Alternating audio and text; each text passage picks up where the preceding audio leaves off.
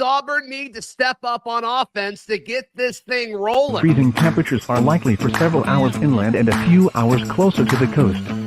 Yes.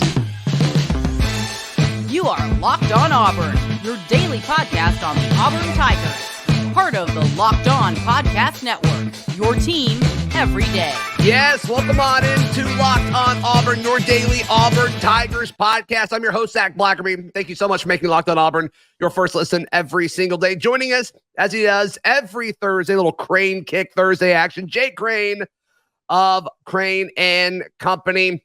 Jake, we chatted about a little bit before we hopped on to record together, but you can make the case for several individuals on Auburn's offense that need to step up to make you feel better about this offense as Auburn inches closer and closer to conference play. But your answer, I thought, was interesting and telling and makes a ton of sense. So I ask you again in front of the people, who needs to step up on Auburn for on the offensive side of the ball? Well, look, I mean, I think you got guys like Shane Hooks and really people outside of Jay Fair. You know, the tight end room's separate, but from a pass catching standpoint, Shane Hooks, really everybody outside of the guys I just mentioned, have to start making plays on the outside or getting separation. That's a group that we heard about in, I'm hearing, Shane's making these one-handed catches in fall camp. Right. Well, that's great. How about you make some two-handed catches during the game when it matters? And I know he's not the oldest player, and there's some other guys. Javaris Johnson needs to be more of a factor. It's really outside of a couple guys in that group. It's the whole wide receiver room, and it's blocking. It's everything. But, it got to the point where quarterbacks, you got back shoulders, right? You got balls that you'll put up there that go from, you want to turn 50-50 balls into 70-30 balls. But, if you're an Auburn quarterback right now, outside of Fairweather and outside of Jay Fair, I mean, where's Camden Brown at?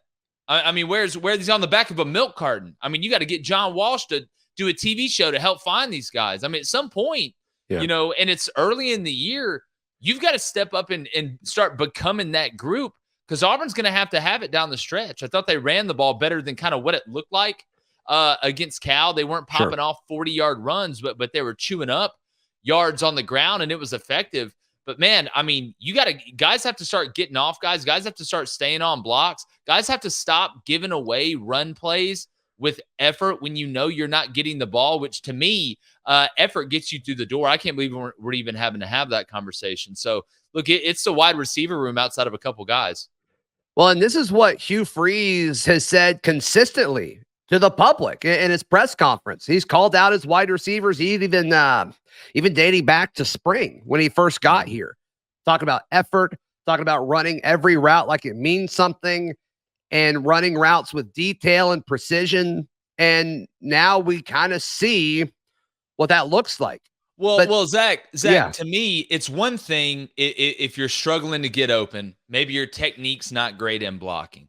And I don't know any of these guys personally, but I'll tell you this much. If you're not going to go out there and give effort, then take your stuff, call your parents, and they can come pick you up in front of the field house, and you can give the scholarship to somebody that wants to do it. The fact that if we're having to question effort, personnel, it's going to take a little bit of time for Auburn to bring in the type personnel where they're able to be elite or have a chance to be elite in every group. That takes time. But effort gets you through the door. That shouldn't even be something that gets talked about. And I'm not saying it's everybody in that room, and I'm not saying it's every play. But at some point, you've got to make the decision as a man, as somebody on this team, when you're watching the offensive line play 1,000 miles an hour, when you're watching that defense fly around and make the conscious decision that we're not going to be the difference, we're going to be the reason. At some point, you got to take that on as a man, that you're going to go out there and give maximum effort because that's what your teammates deserve. That's what your coaches deserve. And that's what that Auburn jersey means when you put it on, is that you're going to go out there and you're going to go balls to the wall and do whatever it takes to be able to have a chance to win the game. The fact we're questioning effort, to me, is sad to see. Yeah, and Jake, I still lean towards the side of the issue Saturday night. I wasn't a fan of the game plan, and I wasn't a fan of how quickly they tried to abandon from the game plan. And then, so I don't know. I mean, execution wasn't perfect. Don't get me wrong, but I don't think the coaches put the players in situations to succeed Saturday night. Now, still, Shane Hook's not getting a reception is shocking to me. I would not have taken that bet in a million years. And I don't think I'm going to take that bet this Saturday or the following Saturday or anytime Auburn plays after that. I think Shane Hooks is going to have to be involved in the passing game. Same with a guy like Jair Shorter or Nick Mardner whenever he returns from his injury. They've got to force feed some of these bigger guys on the outside, or this just isn't going to work. And what did Hugh Freeze do when he got here? He saw the wide receiver room. He said, oh, man, we need size. We need outside dudes. And so he goes out and gets all these outside wide receivers. And the only thing that we're seeing from a production standpoint are the guys that play slot that were already on the roster. And I just did not have that on my bingo card, Jake. Yeah, well, look, the game plan to me, going what they did early, made sense. Because what they said was, listen, on offense, we feel like we can bully Cal in the run game. They thought the same thing on defense. Auburn was playing. It wasn't like Auburn was loading the box against Cal on defense. They were playing too high and letting those guys eat, and they were handling business. They thought they were going to get the same thing to where Cal, who really played man a lot, if you go back and look at that, Cal did load the box. Cal heavied the box up, especially against 11, 12 personnel. And Auburn still said, we think we can run it at you efficiently enough. And if we get man on the outside, well, we should win. The problem was Auburn, the turnovers and untimely penalties. Obviously, that affects you. That killed a ton of drives because Auburn did run. Just because you're not, like I said earlier, ripping off 50-yard runs consistently doesn't mean that the run game's not working. Auburn was able to stay on schedule before a penalty or a turnover would kill them through the run game. The problem was, and look, Peyton Thorne, I thought had an awful night reading when they called RPOs. Auburn didn't call a ton of RPOs because they thought they were going to bully Cal. And Cal played man on the outside and said, we don't think your receivers are good enough in man to be able to beat us consistently. And we know we have to help Sermon and those linebackers out in the defensive line in the run game. So we'll creep down a safety. We'll heavy up the box. We'll play a little bit tighter. But Auburn's receivers never got separation. And you mix that with the quarterbacks not even taking shots down the field to be able to try and loosen it up. And Cal never had to adjust. So my thing is this. If you're going to run the RPOs, right, and I know Hugh Freeze knows this and Phil Montgomery knows this. If you're going to run the RPOs, then run them. Then run them.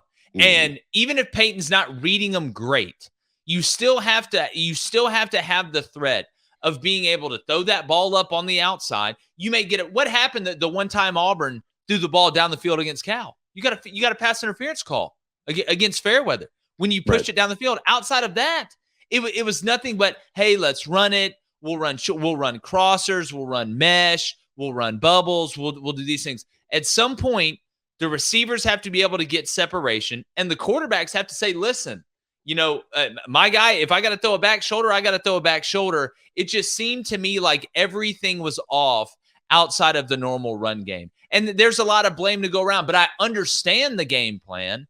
But the problem is when you're rotating quarterbacks in and out like that, and I know Auburn was trying to get some juice on offense, but you could never get into a rhythm. And then you add that with the fact Cal was sitting on the ball. And then when you did get the ball, you turn it over or have a holding penalty. It was just a very sloppy offensive night. And that game went exactly like Cal needed it to for Cal to win. And Auburn was still able to win the game, which tells you a lot.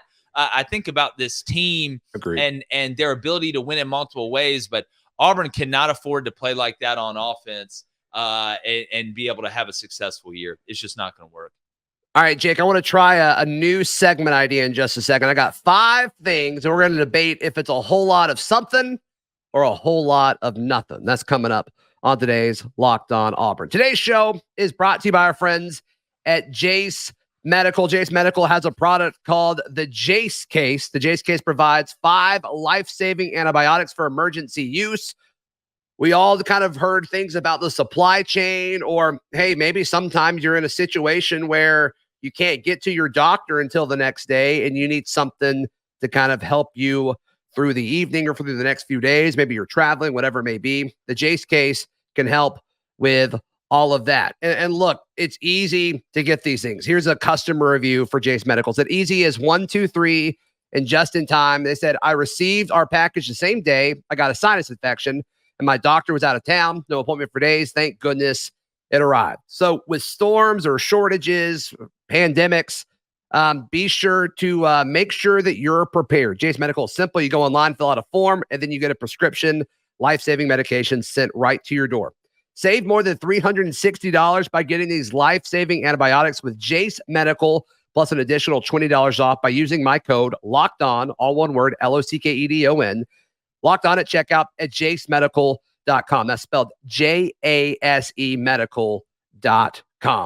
Today's show also brought to you by our friends at Frisky Whiskey. I can't imagine buying any kind of alcohol, liquor, wine, anywhere else. The prices and selection at Frisky Whiskey are elite and top-notch. If you're in the Auburn, Opelika, Lee County area, hop on I-85. As soon as you hop into Georgia, boom, you'll see billboards pointing all over the place, pointing you to Frisky Whiskey. Or look, if you're coming in town to tailgate from Atlanta, right before you hop into the state of Alabama, you will need to stop at Frisky Whiskey and check out everything they have to offer. You'll be shocked at their prices, significantly lower than anything you can find in Auburn and Opelika. It's worth the 20-minute drive, I tell you. And also the selection is top notch, and they're Auburn people. Be sure to love that. So head over to Frisky Whiskey, type in Frisky Whiskey in your phone's GPS. They will get you there.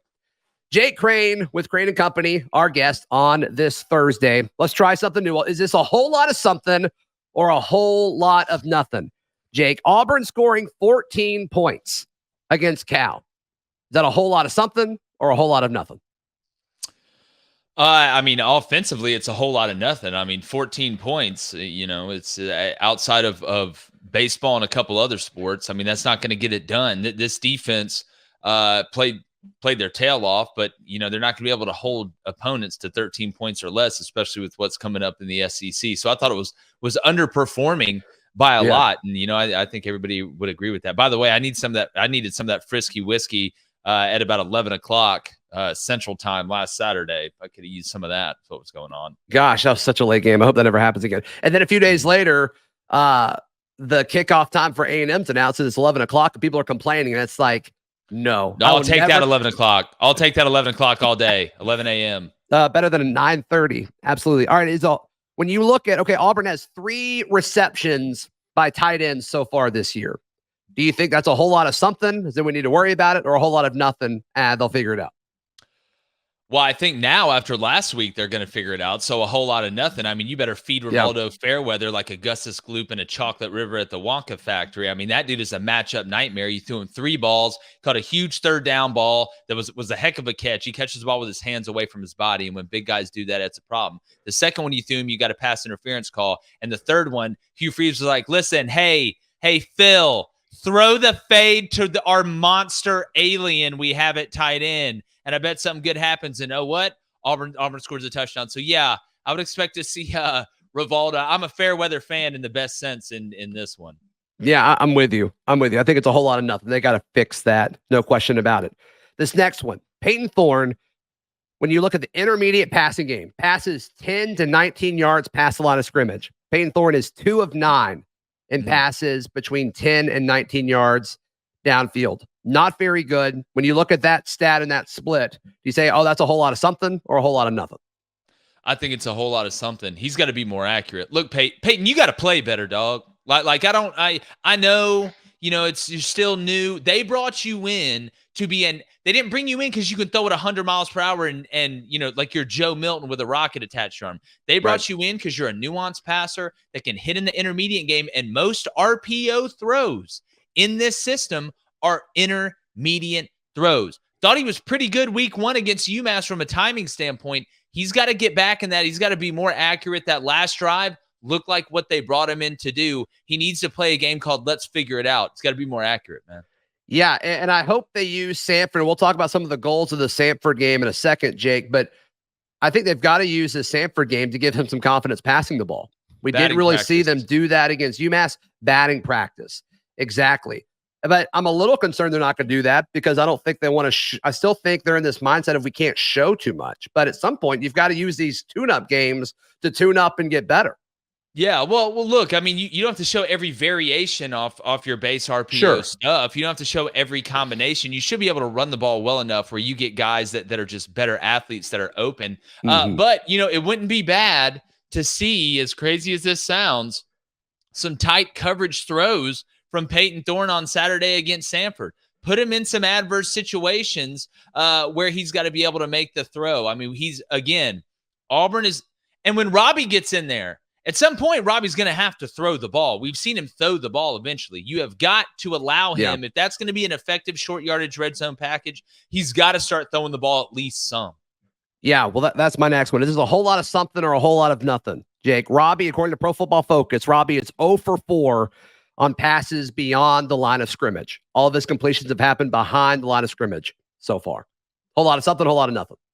Well, I think it's a whole lot of something because he hadn't got a chance to throw a lot. But I don't expect Robbie Ashford to be Dan Marino or Drew Brees. But there needs to be a legitimate threat where the tendency is just not so overwhelming when he comes out in the field. So when you play these Georgias and these LSUs and these A&Ms and these Arkansas, they just don't have you dialed up every time Robbie Ashford comes in, who's going to run 3 to 4 different plays. So it's a whole lot of something. Not that I don't believe Robbie can be somewhat accurate or accurate enough for it to work, just that they haven't, opened the Waffle House menu at all for him. That's not a Gus Malzahn reference, by the way. Yeah, I just think the way that they've handled both quarterbacks has been a disservice to the offense and a disservice to both players. I think taking Peyton out and putting Robbie in without any clear plan doesn't help either of them. It doesn't help anybody. Tough. It's not running back where you're tired after 4 straight carries and you bring another guy in. Like this is a different cadence, right? Like it's just there's a lot going on at that position. I know they know that, but I know why Hugh did that last week. I'd have done the same thing. Peyton was not playing good. Peyton Thorne from the first drive where he turned the ball over should have been a touchdown, should have been a pick six. Peyton Thorne did not play well outside of a couple drives last week, and Auburn got away with it. It's like the end of a Scooby-Doo episode. Yeah, but fortunately Auburn did get away with it. All right, last one. No Nehemiah Pritchett yet. Is that a whole lot of something or a whole lot of nothing? A whole lot of nothing. I mean, he'll be back. He'll be back when he's back. I mean, look, you hopefully got Samford this week. Yeah, you got Samford this week. Again, we know what's coming down the pipe.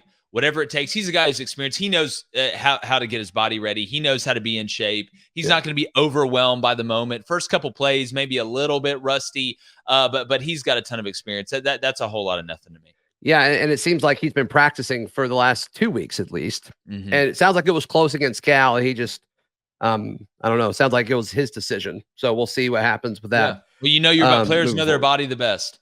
100%. 100%. All right. What can Auburn aim to hope to accomplish against Samford? We discuss in just a moment right here on Locked On Auburn.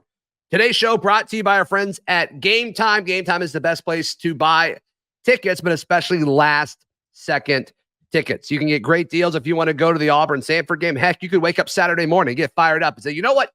I want to go see some Auburn football. Download the Game Time app. Of course, the app itself is free, and you can see great value, great tickets, and great prices all on the app. And my favorite thing about the app is when you pull it up and you click on the tickets, you can see what the field looks like, what the vantage point looks like from your seats. So snag tickets without the stress at Game Time. Download the Game Time app, create an account, use promo code Locked On College, all one word, Locked On College for $20 off your first purchase. Terms apply. Again, create an account, redeem code Locked On College for $20 off. Download Game Time today. Last minute tickets, lowest prices guaranteed. Jake Crain, our guest, a few more minutes on this Thursday edition of the show. We've kind of hinted at it a little bit, but in your mind, I mean, Auburn should destroy Samford on Saturday. If they don't, we'll have a different conversation next week, possibly. But what should Auburn aim to accomplish here outside of just pummeling a team that's not as good as them? Well, look, I mean, you want to play clean, right? After a week on offense that you came out and you turned the ball over, you had a bunch of, penalties at a bad time. You want to go out there and play clean. Yeah. You want the quarterbacks to be on time. You want to see some wide receivers get some confidence by making some big time plays, not just jump ball catches, but breaking tackles after a catch. You want to see wide receivers blocking. I'm not worried about the offensive line. I thought the offensive line actually played pretty good when you go back and watch the tape. Sure. But a lot of it is the organizational part of it. the clean part of it. Defensively, you want to continue that momentum, right? You want to keep tackling in space. You want to keep playing on their side of the line of scrimmage and dictating how the game goes. From a focus standpoint, you don't want to look ahead to what you got coming down the pipe. We all know what's next. You want to focus on the things that you can control on that day, and you want to stay healthy. Get up early, get up big, be able to put some other guys in there and get some work so you're healthy when you got your big-time matchups coming up. Do you pass the ball more if you're Auburn just to try to get those reps in? Well, the thing is, if you're going to run a lot of RPOs, you can't go out there and say, we're going to throw it a lot. The quarterback has to read it. Sure. You make the right decision. Whatever the defense is giving you, make the right decision. If we're going to say, all right, we need to throw it, well, let's get into empty. All right, let's get into 10 personnel. Let's run some combinations. Let's throw it. But you can't, if you're going to say, all right, we're going to be heavy RPOs this week, go into it and say, well, we're just going to throw it a lot. Hey, pull it and throw it, regardless of the look you get. No, Auburn's already struggling to read the RPO at the quarterback position. I want to see Peyton Thorne go out there and make the right decision with what Samford is giving them. So from the context of the RPO, no, go read it, believe in it, and make the play. From called passes, you may see some more of those to get some other guys involved. I promise you're probably going to see some more runs to the tight end, more throws to the tight end that are designed. But yeah, that's how it should play. That's how this offense needs to operate. I'm interested to see the tempo that they go at this week too. Mm-hmm. Yeah, and I just got the feeling they're going to try to give Jarquez Hunter some yards. Yeah, I want to say this about Jarquez. And listen, I understand being rusty in your first game. All right, and I know the off the field stuff. People can think whatever they want about that. You can't be fumbling the ball in that situation. No kidding. You're supposed to be a leader on this team. Why are the young backs the leaders on this team in that group? You almost cost your team the game by putting the ball on the ground. I know you didn't mean to. Well, guess what? A lot of people don't mean to do a lot of things. If everybody wanted to play how they felt they wanted to play, nobody would ever play bad. You need to step up. You need to start looking like the old Jarquez Hunter and take some responsibility with the ball in your hands, because Auburn's going to have you in these games to break those tackles and make those runs and get that crowd fired up. Damari shouldn't have fumbled. I totally get it. He's a young guy. He's got time. But Jarquez Hunter, you're older. You're supposed to be a leader in that room. Hold on the damn ball. The whole, Jarquez was rusty thing. One, I thought he looked fine. Like you said, I don't think the running game was as bad as people are making it out to be. His final stat line, he averaged like 5 yards a carry. Like, you take that. In most situations, you take that. And he's been practicing. This isn't like a dude who's been injured and he just got back into the practice rotation a week ago. That's not the case at all. He's been at practice for like 90% of fall camp. He missed those first few days, but all the relevant parts of fall camp, he's been there. So, well, yeah, but it's your first game. Like the game is so much different than practice. Sure. Like it's you, and I know you know that, Zach. I mean, there's some guys we used to have at practice that looked like they were going to be All-Americans. They get out in the game, and they should have been wearing adult diapers the way they reacted. Then you got other guys who don't practice very well, who go out in the game and just the light switch turns on. Jarquez, we've seen Jarquez do it before. There's no excuse, but I can understand the first couple carries went the wrong way one time, which, that happens. But at the end of the day, you can't fumble that ball.